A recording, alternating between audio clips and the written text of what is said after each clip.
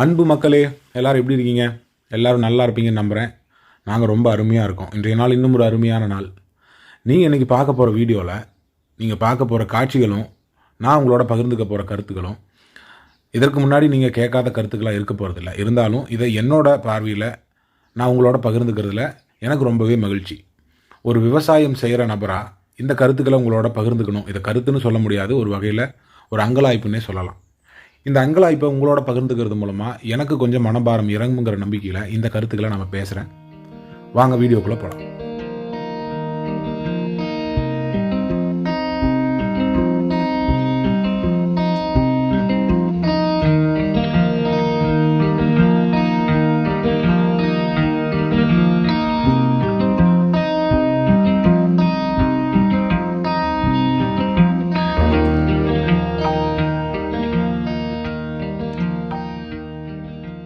இந்த உலகம் படைக்கப்பட்ட தினத்திலிருந்து இப்போ வரைக்குமே எந்த உயிரினமாவது உணவில்லாமல் வாழ்ந்திருக்குன்னு நம்மளால் சொல்ல முடியுமா? உயிரினங்களை பற்றி பேச வேண்டாம், அதை ஒரு பக்கம் ஒதுக்கி வைங்க. இப்போ நம்ம மனிதர்களை பற்றி பேசுவோம். மனிதர்களில் எந்த மனிதனாவது உணவில்லாமல் தன்னோட வாழ்நாள் முழுக்க கழிக்க முடியும்னு உன்னால் சொல்ல முடியுமா? கண்டிப்பாக முடியாது தானே. அப்போது இந்த உணவோட முக்கியத்துவம் இந்த அளவில் இருக்கிறப்போ இந்த உணவு எங்கிருந்து வருது, எப்படி உற்பத்தி செய்யப்படுது, எப்படி நம்ம சமையல் அறைக்குள்ளே வந்து சமைக்கப்பட்டு நம்ம தட்டில் நிரப்பப்படுது அப்படிங்கிற விழிப்புணர்வு கொஞ்சமாவது நமக்கு இருக்கான்னு கொஞ்சம் சிந்திச்சு பாருங்க.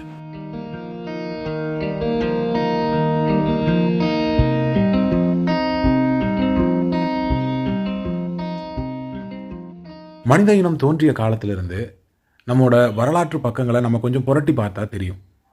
ஆதி காலத்தில் மனிதன் இயற்கையோட இயற்கையாக இயல்பாக வாழ்ந்துக்கிட்டு இருந்தான். அதற்கப்புறம் நாகரிக வளர்ச்சிங்கிற பேரில் கொஞ்சம் கொஞ்சமாக மாறி நாம் இப்போ வாழ்ந்துட்டு இருக்கிற இந்த சமுதாயம் முழுக்க முழுக்க பொருளாதாரத்தையும் பணத்தையும் மையமாக வச்சு இயங்கக்கூடிய ஒரு அச்சாணி சக்கரம் போல் சுற்றிக்கிட்டே இருக்குது. இந்த பொருளாதாரம் ஒவ்வொரு காலகட்டத்திலையும் ஒவ்வொரு பொருட்களை வச்சு நிர்ணயம் செய்யப்பட்டது. சில நூற்றாண்டுகள் முன்னாடி வரைக்கும், அதாவது மன்னராட்சி காலங்களில், ஆதி காலங்களில் சில வைடூரியங்கள் போன்ற மதிப்பு மிக்க கற்களை வச்சு பொருளாதாரம் நிர்ணயிக்கப்பட்டுச்சு. அதற்கப்புறம் தங்கம், வெள்ளி, இன்னும் சில உலோகங்களை வச்சு பொருளாதாரம், அதாவது செல்வந்தர்கள் நிர்ணயம் செய்யப்பட்டாங்க. அதற்கப்புறம் அது இந்த எரிபொருட்களான பெட்ரோல், டீசலை வச்சு மையப்படுத்தப்பட்ட பொருளாதாரமாக நம்ம சமுதாயம் இப்போ வரைக்கும் இயங்கிக்கிட்டு இருக்கு. ஆனால் நீங்கள் இப்போ கண்கூடாக பார்க்க முடியும், இப்போ நடந்துக்கிட்டு இருக்கிற ஏற்பாடுகள் அனைத்துமே வரும் காலங்களில் நீர் பொருளாதாரமாக மாறுறதுக்கு நிறைய வாய்ப்புகள் இருக்குது.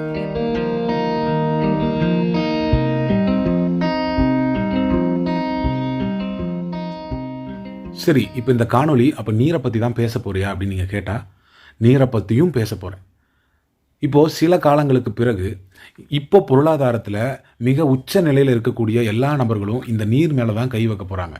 அதற்கான காரணம் என்னென்னா, அதற்கான காரணத்தை நான் சொல்ல வேண்டியதில்லை. சில ஆயிரம் வருடங்களுக்கு முன்னாடி நம்ம முன்னோர் இயற்றி வச்ச தொல்காப்பியத்தில் உணவு என்பதே நிலத்தோடு நீர் அப்படின்னு சொல்லியிருக்காங்க. இதை மட்டும் சொல்லலை, தெய்வம் உணாவே அப்படின்னு சொல்லியிருக்காங்க.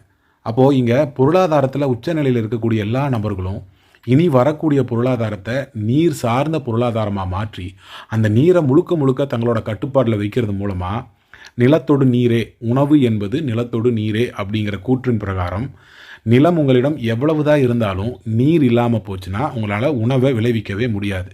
இந்த கருத்தை நீங்கள் உங்கள் மனதிற்குள்ளே ஆழமாக விதைச்சிக்கோங்க. அப்போ நீரோட முக்கியத்துவம், நாளைக்கு நீர் பணம் இல்லாமல் யாருக்குமே கிடைக்காது அப்படிங்கிற நிலைமை வரும்போது நீர் அப்படிங்கிறத வச்சு தான் உணவு உற்பத்தியே இயங்கும். இப்போது இந்த காணொலியில் இன்றைய சூழ்நிலையை வச்சு எதிர்காலத்தில் இது எந்த மாதிரியான மாற்றங்களை உருவாக்கும், அந்த மாற்றங்கள் இப்போ வாழ்ந்துட்டு இருக்கிற நம்ம தலைமுறையினருக்கும் நமக்கு பின்னாடி வரப்போகிற குழந்தைகளுக்கும் எந்த மாதிரியான பாதிப்புகளை ஏற்படுத்தும் அப்படிங்கிறத பற்றி கொஞ்சம் பேசுவோமா? தொடர்ந்து பாருங்கள்.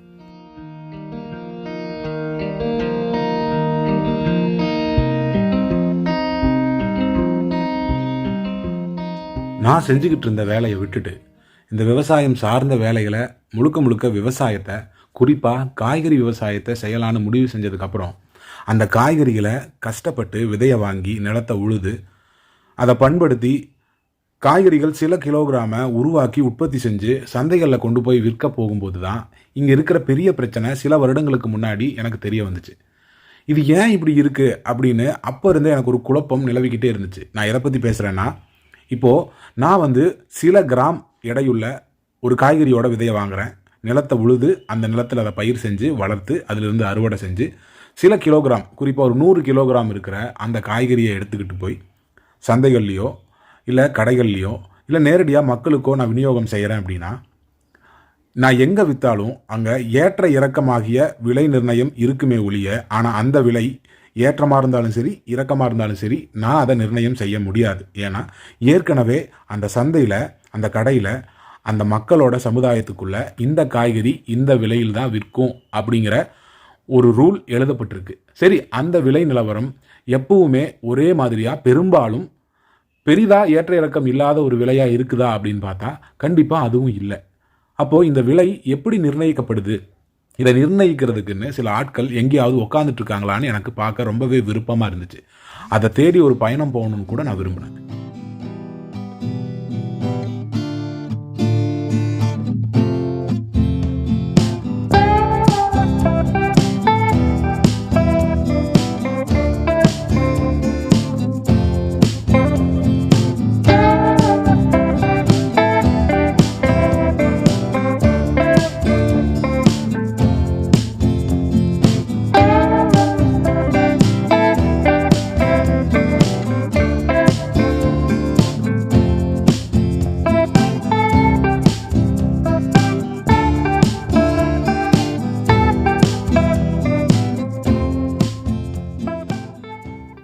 நாம் தினசரி பயன்படுத்தக்கூடிய உணவுப் பொருட்களில் அரிசி, பருப்பு, எண்ணெய் வித்துக்கள் போன்ற காய வைத்து அதை பதப்படுத்தி ஒரு இடத்துல பத்திரமா வச்சு ரொம்ப நாள் அப்புறம் கூட விற்றுக்கலாம் அப்படிங்கிற பொருட்களை பற்றி பேச போகிறதில்ல.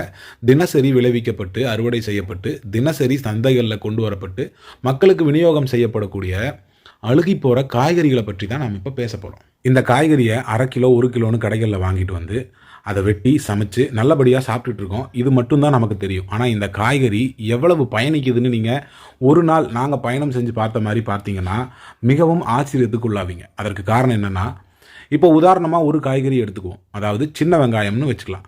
ஏன்னா நம்ம பகுதியில், குறிப்பாக தமிழகத்தில் சின்ன வெங்காயத்தை நாம் ரொம்பவே அதிகமாக பயன்படுத்துகிறோம். இந்த சின்ன வெங்காயம் தமிழகம் முழுக்க விளைவிக்கப்படுறதில்லை. குறிப்பிட்ட இடங்களில் கொங்கு மண்டலம், திருச்சி, அது மட்டும் இல்லாமல் இந்த மாதிரி கர்நாடக பகுதிகளை ஒட்டி இருக்கிற தாளவாடி பகுதிகளில், திண்டுக்கல் பகுதிகளில், இப்படி ஒரு சில இடங்களில் தான் சின்ன வெங்காயம் விளைவிக்கப்படுது. இப்போது ஒரு கணக்குக்கு நான் சொல்கிறேன். சின்ன வெங்காயம் கோவை மாநகரத்தில் விளைவிக்கப்படுதுன்னு வச்சுக்கோங்களேன். இந்த கோவை மாநகரத்திலிருந்து கிட்டத்தட்ட 100 கிலோமீட்டரில் இருக்குது ஈரோடு மாநகரம். இப்போ இந்த சின்ன வெங்காயத்தை ஈரோடு மாநகரத்துக்கு கொண்டு போனால் ஒரே ஒரு டிரான்ஸ்போர்ட்டு தான், நேராக கொண்டு போய் அங்கே விநியோகம் செஞ்சிடலாம். ஆனால் இங்கே சந்தைகளில் நடக்கிற குளறுபடி காரணமாக இந்த சின்ன வெங்காயம் எங்கெங்கே பயணிக்குது தெரியுமா? நான் ஒரு கற்பனைக்காக சொல்கிறேன். இந்த சின்ன வெங்காயத்தை இப்போ ஈரோடில் கொண்டு போய் விற்றா 100 ரூபா கிடைக்குது. அதே திருச்சியில் கொண்டு போய் விற்றா 120 ரூபா கிடைக்குது. அப்படின்னா இந்த சின்ன வெங்காயத்தை அறுவடை செய்யக்கூடிய விவசாயிகளுக்கு இதை பற்றி எந்த கவலையும் இல்லை. ஆனால் இந்த தோட்டத்திலிருந்து அறுவடை செய்யக்கூடிய இந்த வியாபாரிகள் கண்டிப்பாக 100 ரூபா கிடைக்கக்கூடிய ஈரோட்டில் விற்கிறதுக்கு பதிலாக திருச்சியில் கொண்டு போய் 120 ரூபாய்க்கு விற்றுறாங்க. அப்போ என்ன நடக்குது? இந்த 120, 100 இந்த மாதிரியான விளையாட்டுகளால் ஈரோட்டில் இருக்கக்கூடிய மக்கள் சின்ன வெங்காயம் சாப்பிட்றதை நிறுத்த முடியுமா? அப்போது கோவை மாநகரத்தில் இருக்கக்கூடிய அத்தனை சின்ன வெங்காயமும் திருச்சிக்கு கைமாற்றப்படுது. ஈரோட்டில் திருச்சியிலிருந்து அவங்க வாங்கி மக்களுக்கு விநியோகம் செய்ய வேண்டிய கட்டாயம் இங்கே உருவாகுது. அப்போ என்ன நடக்குது அப்படின்னா, 120 ரூபாய்க்கு வாங்குகிற திருச்சி வியாபாரி ஈரோட்டுக்கு எவ்வளவுக்கு விற்பாங்கன்னு நீங்கள் நினைக்கிறீங்க? மறக்காம அதை கமெண்ட்டில் சொல்லுங்கள்.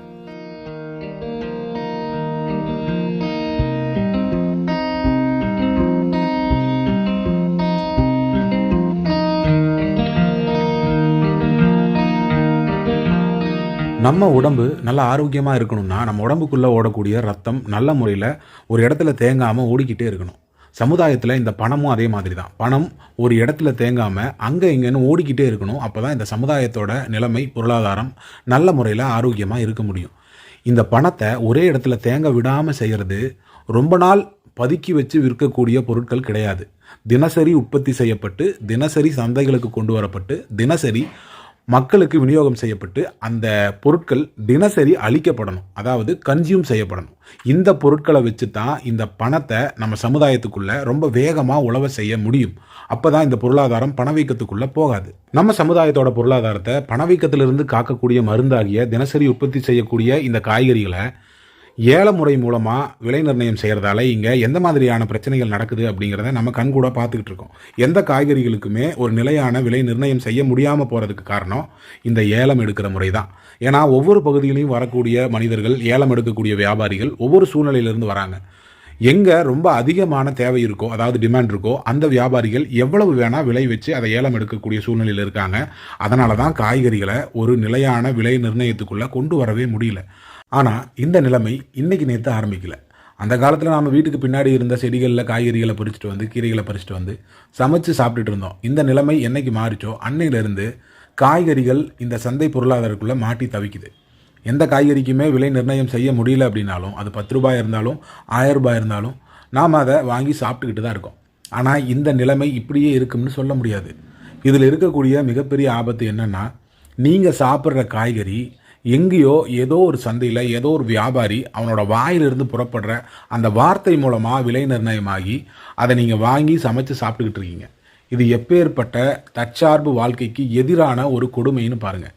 இது ஒரு சின்ன வியாபாரி முடிவு செய்கிற ஒரு காரியமாக இருக்கிற வரைக்கும் நமக்கு ஆபத்துக்கள் ரொம்ப குறைவு. இதுவே பெரிய பணக்காரர்கள் கையில் இந்த சந்தை நிலவரம் போய் சேர்ந்துச்சுன்னா உங்கள் நிலைமையும் என் நிலைமையும் ரொம்ப மோசமாக போயிடும். நல்லா சிந்திச்சு பாருங்கள். நாம் இந்த காணொலியோட முடிவுக்கு வந்துட்டோம்.